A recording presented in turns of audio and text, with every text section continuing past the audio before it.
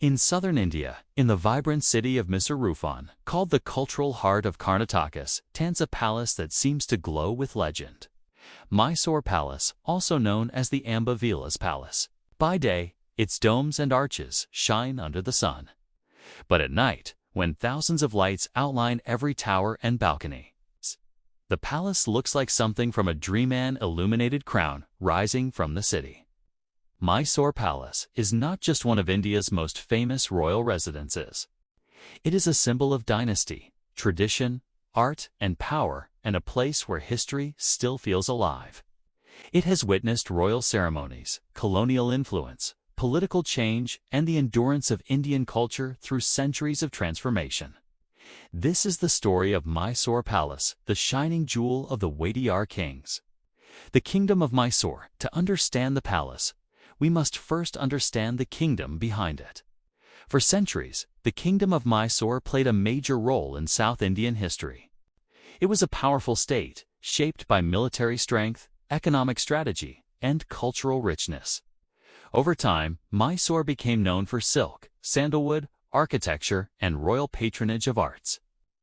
The most famous figures linked to Mysore include Tipu Sultan, the Tiger of Mysore, known for resisting British expansion; the Wadiyar dynasty, which ruled Mysore for long periods and became legendary patrons of culture, while Tipu Sultan's era is often remembered for warfare and resistance. The later Wadiyar period became known for stability, modernization, and artistic ambition. And at the center of Wadiyar pride stood Mysore Palace. A palace built on royal memory, the current Mysore Palace may look modern, but the site has been home to royal residences for centuries. The earliest palace complex on this land dates back to at least the 14th century. Over time, different palaces were built, expanded, and destroyed. Fires were a constant danger, especially in structures made partly of wood and traditional materials. In fact, the palace that existed before today's building was destroyed in a major fire in 1897 during a royal wedding celebration. The disaster devastated the old palace and forced the royal family to consider building something entirely new. Something stronger, more monumental, and unforgettable. This tragedy became the beginning of a grand transformation. The birth of the modern Mysore Palace. After the fire, the Wadiyars decided that their new palace would not simply replace the old one, it would surpass it. The construction of the current palace began in the late 1890s and was completed in 1912. The project was led by British architect Henry Irwin, who designed a building that blended Indian tradition with colonial-era engineering. The result was a masterpiece of Indo-Saracenic architecture, a style that combines Hindu design elements, Islamic arches, and domes, Rajput and Mughal influences, and European structural techniques. This fusion of styles makes Mysore Palace unique. It reflects a moment in history when India's royal identity was expressing itself under the shadow of colonial power, yet still proudly rooted in local culture. The exterior, domes, arches, and royal grandeur. The palace's exterior is designed to impress from every angle. It features elegant arches, tall towers, marble domes, carved stone details, and wide-open courtyards. The main central dome large, white and commanding, stands like a royal crown. Smaller domes surround it, creating a skyline that feels both majestic and balanced. The palace is often described as one of the grandest royal buildings in India, and it is easy to see why. It is not designed to appear defensive like a fortress. Instead, it appears welcoming, almost ceremonial-like, a kingdom displaying confidence. Inside the palace, a world of art. The interior of Mysore Palace is even more breathtaking than the exterior. Inside, visitors encounter an explosion of color, detail, and craftsmanship. Almost every surface feels decorated. The palace contains carved teak wood doors, stained glass ceilings, mosaic floors, floral pillars, golden chandeliers, and walls painted with mythological scenes. Some of the most famous rooms include the Durbar Hall. This is the ceremonial hall where the king met officials and hosted events. The space is defined by towering columns, painted ceilings, royal balconies, and a throne-like focus area. The Durbar Hall feels like a royal stage, a place where authority was performed in front of the court. The Kalyana Mandapam of the palace's most admired sections is the Kalyana Mandapa, or wedding pavilion. Its stained glass ceiling and decorative pillars create a kaleidoscope of light.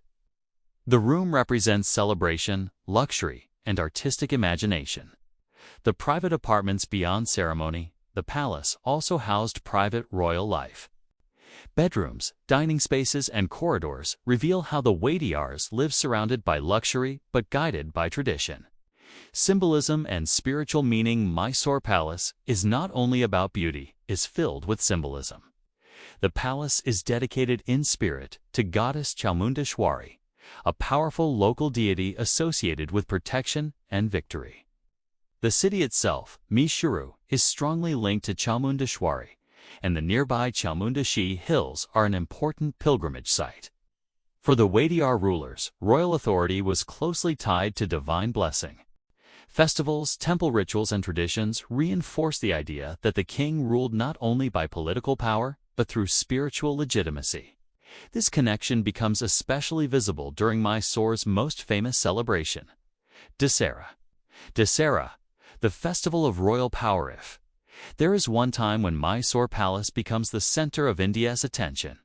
It is during Mysuru Dasara festival that transforms the city into a world of music, rituals, and spectacle. Dasara celebrates the victory of good over evil. But in Mysore, it also became a royal tradition and annual reminder of the Wadiyar dynasty's cultural authority. During Dasara, the palace is illuminated with thousands of lights. Processions fill the streets, elephants, musicians, dancers, and royal symbols appear, and the city becomes a living theater of tradition.